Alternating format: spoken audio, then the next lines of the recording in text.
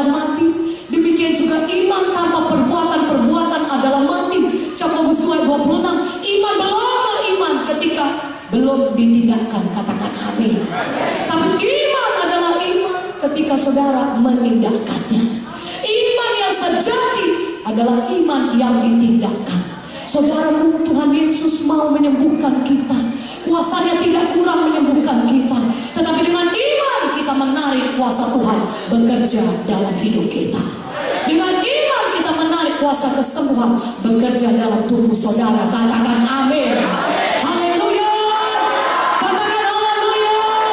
Tuhan Yesus mau saudara sembuh. Dia bahkan sudah berbilur-bilur, berluka-luka menanggung penyakit saudara di kayu salib supaya kita bisa sembuh. Itu firman-Nya. Karena kepada hari ini percaya kepada firman Tuhan, tindakan iman saudara, ucapkan iman saudara, maka saudara akan sembuh. Sama seperti perempuan yang 12 tahun sakit perdarahan di Markus 5. Saudaraku, apa yang dikatakan oleh perempuan ini?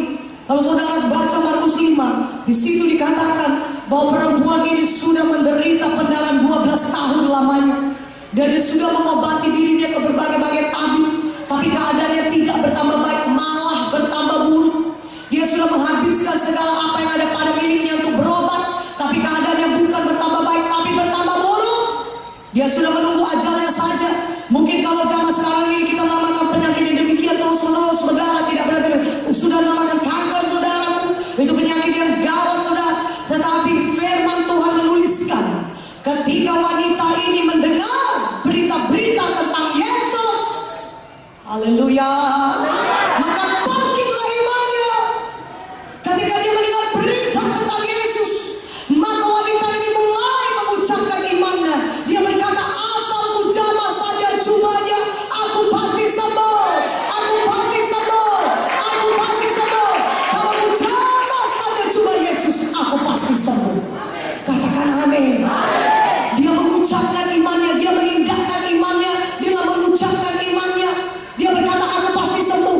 Dan kalau terjemahan aslinya berkata, dia terus-menerus berkata. Jadi dia tidak bimbang, tapi dia terus-menerus berkata.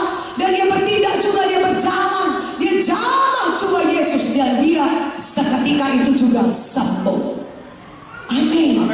Begitu banyak orang berbondong-bondong mengikuti Yesus, berdesak-desakan menyenggol Yesus, tapi tidak ada yang mengalami kesembuhan, tidak ada yang mengalami kuasa Tuhan. Yesus pun tahu hal itu. Dan dia bertanya, siapa yang menjamah aku? Murid-muridnya berkata, Tuhan, tidakkah kau lihat begini banyak orang banyak? Tentunya begitu banyak orang yang menjamah engkau, menyenggol engkau dari tadi. Ini orang banyak berkerumun mengikuti engkau dari tadi. Tidak, kata Tuhan, aku merasa ada satu tenaga kuasa keluar daripadaku. Ada orang yang menjamah aku dengan iman. Katakan amin. Perempuan itulah yang datang menjamah Yesus. Dia datang dengan beriman. Dia terlebih dahulu ucapkan imannya. Dia berkata, dia akui. Dia katakan, asal ku jamah saja jubah Yesus, aku pasti sembuh. Asal ku jamah saja jubahnya, aku pasti sembuh. Asal ku jamah saja, aku pasti sembuh. Haleluya. Saudaraku, walaupun mungkin saya tidak bisa berdoa kepada saudara satu persatu dan meletakkan tangan di atas saudara satu persatu, tapi kalau saudara beriman di tempat duduk saudara sekarang ini, saudara ucapkan, saudara akui, saya pasti sembuh oleh pilur Yesus, maka saudara sudah sembuh. Saudara bisa sembuh di tempat duduk saudara sekarang ini. Yang percaya katakan amin. Yang beriman katakan amin. Akui iman saudara seperti wanita yang sakit 12 tahun perdarahan ini. Di tempat duduk saudara katakan oleh pilur Yesus, aku sembuh Tuhan. Malam ini firman-Mu berkata oleh pilur Yesus, aku sudah sembuh. Maka aku percaya sekarang ini aku sudah sembuh. Mana aminnya? Lebih kuat aminnya. Tahukah saudara, iman itu adalah dasar dari segala sesuatu yang kita harapkan, bukti dari segala sesuatu yang belum kelihatan. Ibrani 11:1 berkata, iman itu adalah bukti dari segala sesuatu yang belum kelihatan. Katakan amin. Dan kalau saudaraku, saya katakan kepada saudara demikian. Saudaraku, di tangan kiri saya ini ada uang 100.000. Di tangan kiri saya ini ada uang 100.000. Apakah saudara percaya? Saudara katakan, saya percaya Bu. Di tangan kiri Ibu Victoria ada uang 100.000. Apakah saudara bisa melihat uang ini? Bisakah saudara melihat uang di tangan kiri saya? Tidak bisa saudara lihat. Tapi apakah saudara percaya? Saudara berkata, saya percaya Bu. Saya percaya. Apa dasarnya saudara percaya? Ucapan saya yang mengatakan di tangan kiri saya ada uang 100.000. Saudara berkata, saya percaya. Ibu Pendeta Victoria tidak mungkin berbohong. Dia kan ibu pendeta. Dia kerjanya menyampaikan firman Tuhan. Dia gak mungkin dong berdusta. Kalau dia bilang ada uang 100.000 di tangan kirinya, pasti ada uang 100.000. Saya percaya. Walaupun saya tidak lihat uang itu, tapi saya percaya ada uang 100.000 di tangan kiri Ibu Victoria. Dan benar saja saudara, memang ada uang 100.000 di tangan kiri saya. Katakan amin. Haleluya. Amen. Tapi kalau saya katakan begini, saudaraku, apakah saudara percaya ada uang 100.000 di tangan kiri saya ini? Saudara percaya ada uang 100.000? Saudara berkata, ya saya percaya ada uang 100.000, kan sudah saya lihat. Saudara bilang, sudah kelihatan.